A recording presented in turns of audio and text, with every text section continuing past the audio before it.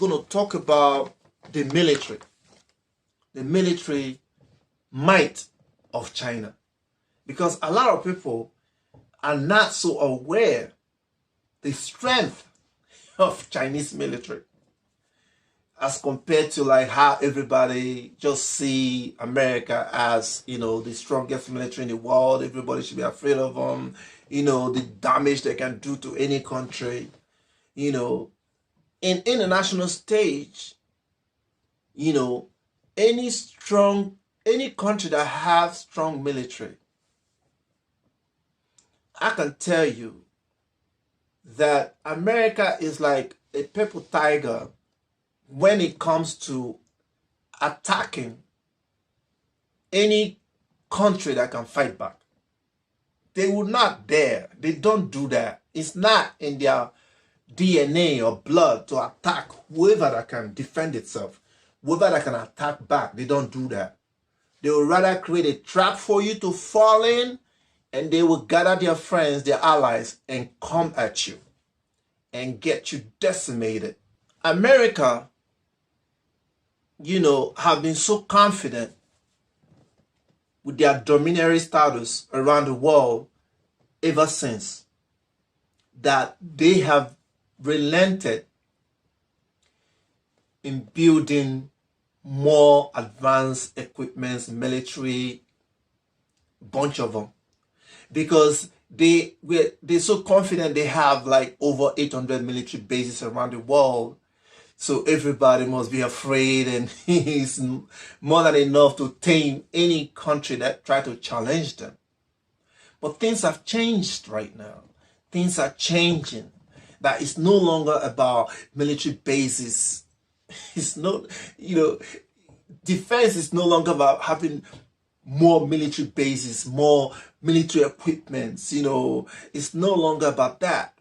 Right now, it's all about having smarter military equipment, military gadgets that are like operated with AIs and high-tech technologies, that you don't have to be where you need to be to fight. You can just remote everything from the sky, from the, you know, from satellites, from your zone, and remote everything. That is the new world as it is right now. And that is where America, I feel, has relented and allowed China and Russia to fill that vacuum. So all the military bases that America has, 800 and something of them, cannot do any damage as it is right now to China or to Russia. Why? Because Russia and China has smart military gadgets, pieces of beauties that can do serious damage to any country that dare to attack them. And not just them, Iran is in that position as well. Okay? That's why Iran started building its military, spent so much, all its oil revenues, mineral revenues, spent it on building its military to stand off Israel, which is an angle of America, okay? To stand off the dominatory influence of America, just as Russia did, by spending all its money, revenues from oil and gas on his military, advancing his military back to the top-notch position right now. That's why Russia can afford to attack Ukraine, and America and NATO is afraid to openly get involved. If it was otherwise, oh nah, I mean, they would have been flogging Russia right now. But they can't do that, because what are they going to do? Send troops over there? Send planes over there? They can't do that. What about your home country? Russia can be in its own home country without sending one single soldier to America. It can do a whole lot of damage in America, sitting in the office right there. Okay? China can do the same. Iran can do the same. Okay? They don't need to send soldiers. No. We are in a smart technology right now.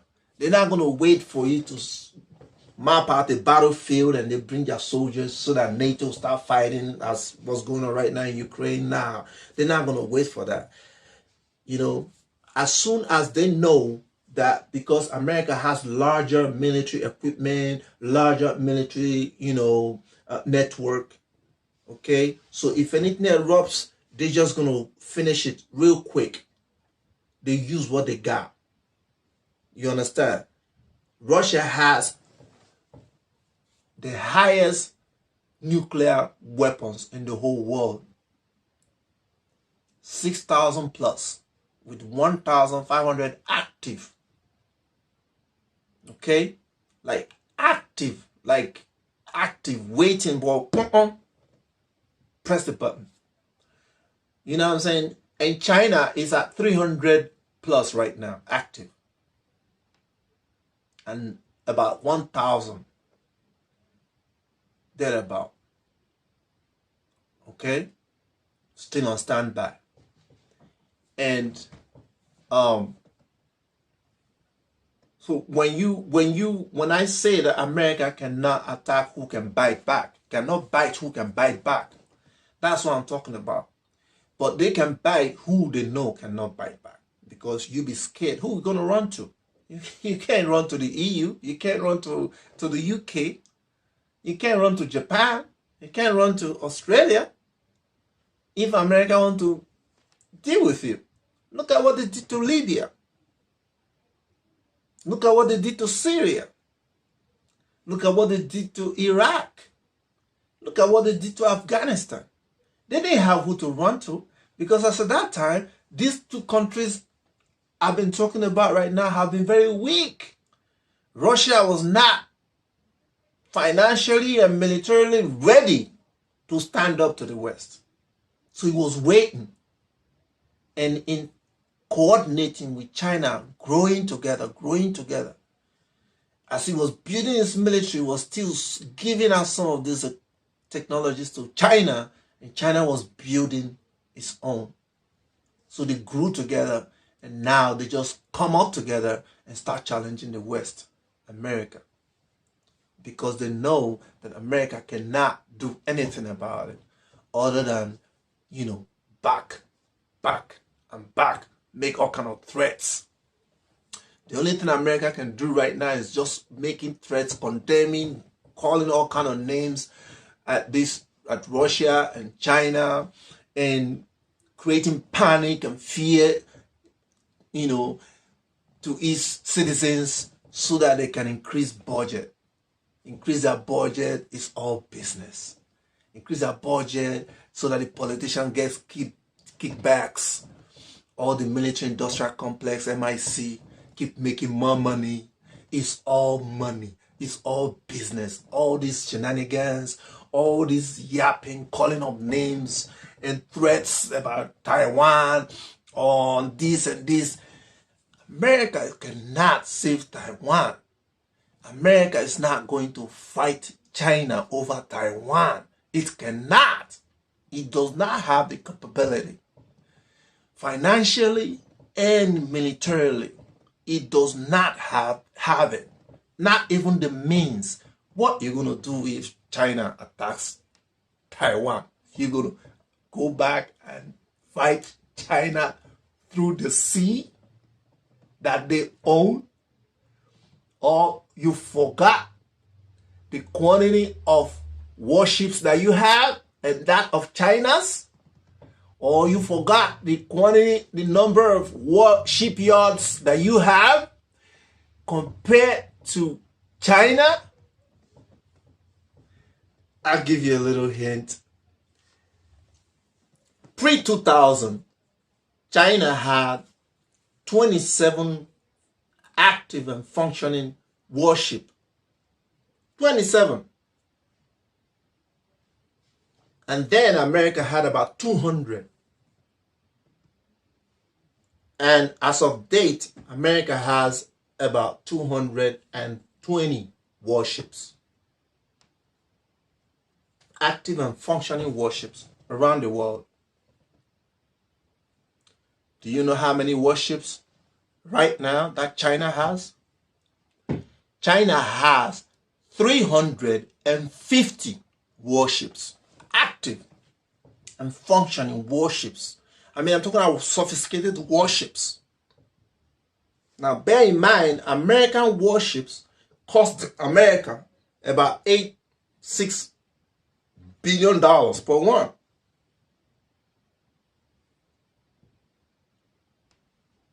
China makes those a fraction of it. Okay? Now, how many shipyards do you think America has? Pre-2000, it was maybe about 20 something. But right now, America has about 7 functioning active shipyards that build their ships, that are contracted to build their ships, military equipments, ships. You want to know how many China has right now?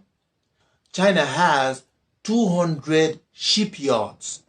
200 right now. Imagine what it will be by the year 2030 or 2050. It will be more. Okay? Now, another thing I want to tell you is that by the year 2030, it is estimated that America will have about 230 or 240 ships, warships. But China will have 440 warships by 2030. Talking about 7 years from now. These people know nothing other than production. They got the population, they got the worker bees. They manufacture things that will take you 5 years to do. They will do it in 6 months.